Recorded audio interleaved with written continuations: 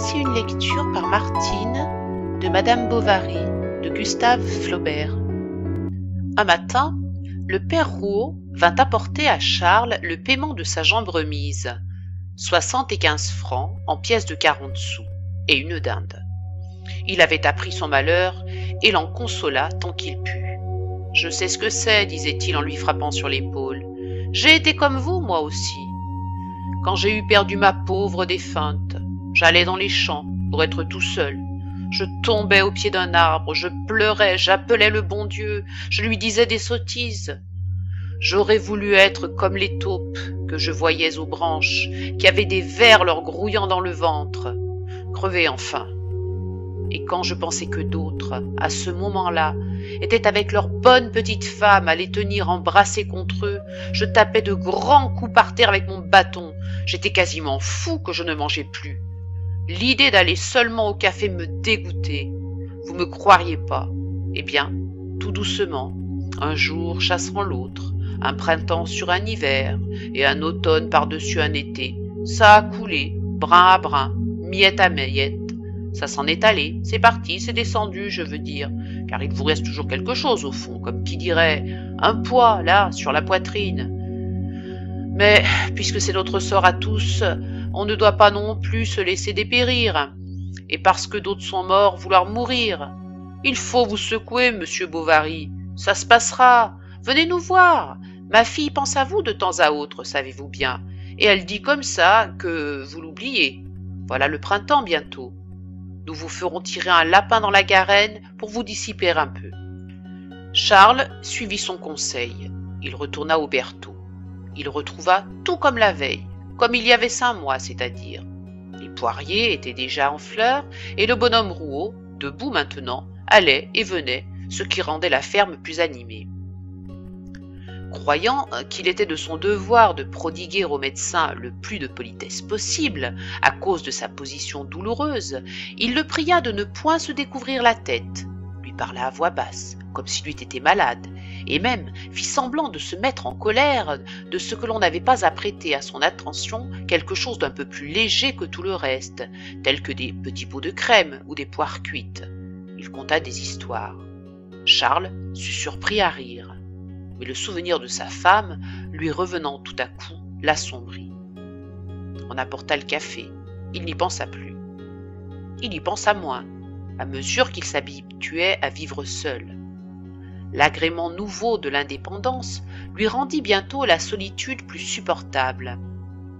Il pouvait changer maintenant les heures de ses repas, rentrer ou sortir sans donner de raison, et lorsqu'il était bien fatigué, s'étendre de ses 4 membres tout en large dans son lit. Donc, il se choya, se dorlota et accepta les consolations qu'on lui donnait. D'autre part, la mort de sa femme ne l'avait pas mal servi dans son métier, car on avait répété durant 1 mois « Ce pauvre jeune homme, quel malheur !» Son nom s'était répandu, sa clientèle s'était accrue, et puis il allait au Berthaud tout à son aise. Il avait un espoir sans but, un bonheur vague. Il se trouvait la figure plus agréable en brossant ses favoris devant son miroir. Il arriva un jour vers 3 heures. Tout le monde était aux champs. Il entra dans la cuisine, mais n'aperçut point d'abord Emma. Les auvents étaient fermés. Par les fentes du bois, le soleil allongeait sur les pavés de grandes raies minces qui se brisaient à l'angle des meubles et tremblaient au plafond. Des mouches, sur la table, montaient le long des verres qui avaient servi et bourdonnaient en se noyant au fond, dans le cidre resté.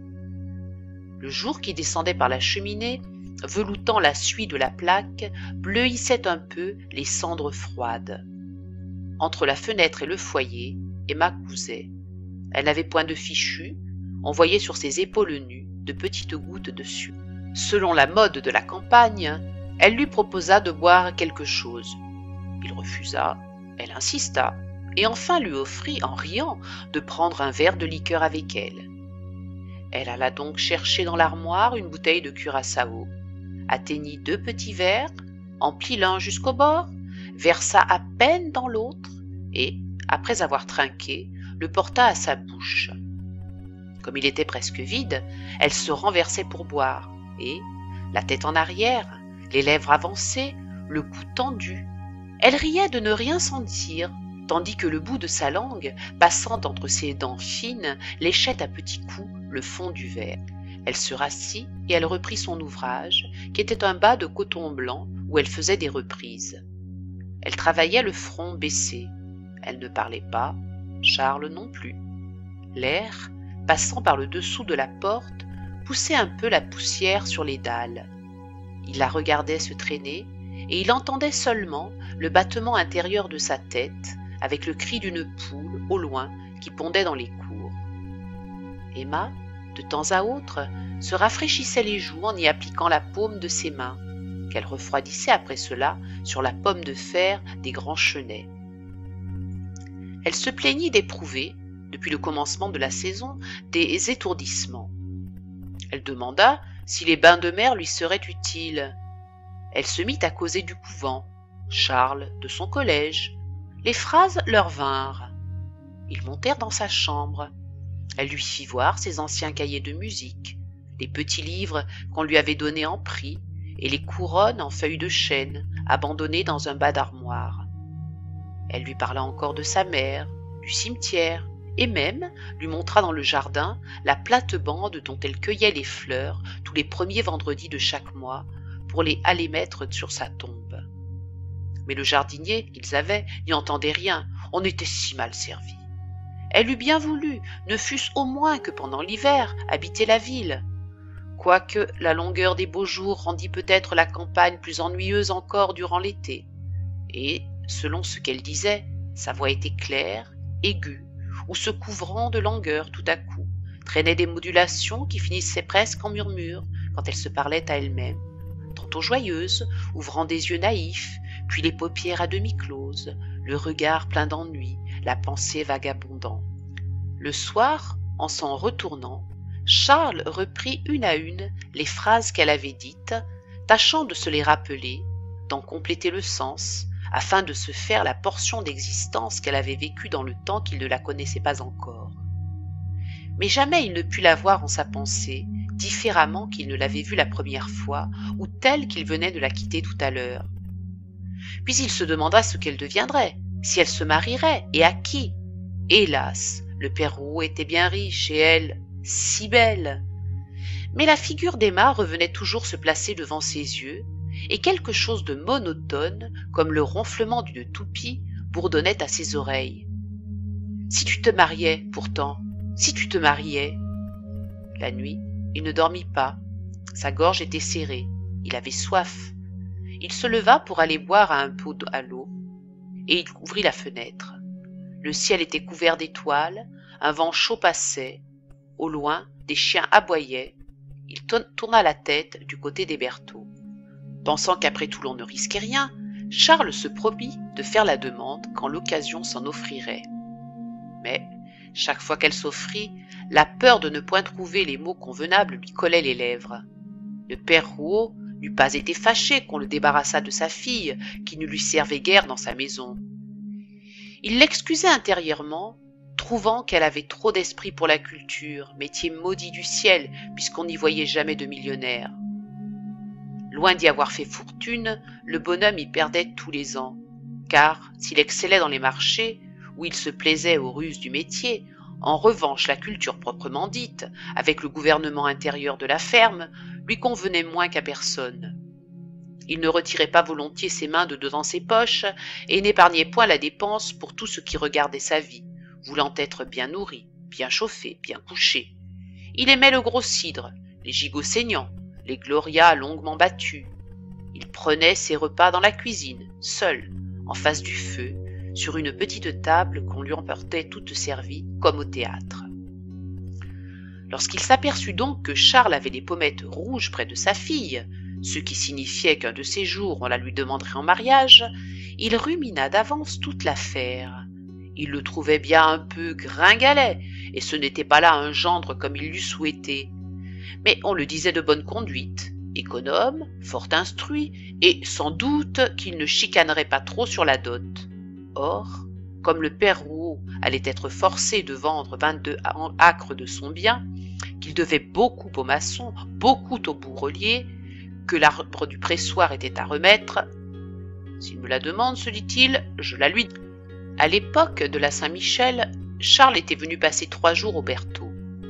La dernière journée s'était écoulée, comme les précédentes, à reculer de quart d'heure en quart d'heure. Le père Rouault lui fit la conduite. Il marchait dans un chemin creux, il s'allait quitter. C'était le moment. Charles se donna jusqu'au coin de la haie, et enfin, quand on l'eut dépassé, « Maître Rouault, murmura-t-il, je voudrais bien vous dire quelque chose. » Ils s'arrêtèrent. Charles se taisait. « Mais contez-moi votre histoire. Est-ce que je ne sais pas tout ?» dit le père Rouault en riant doucement. « Père Rouault, balbutia Charles.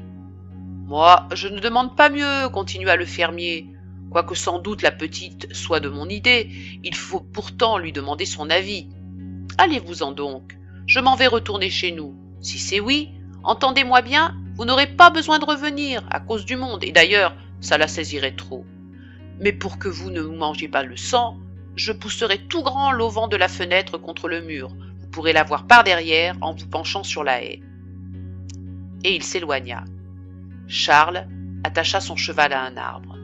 Il courut se mettre dans le sentier. Il attendit. Une demi-heure se passa, puis il compta 19 minutes à sa montre.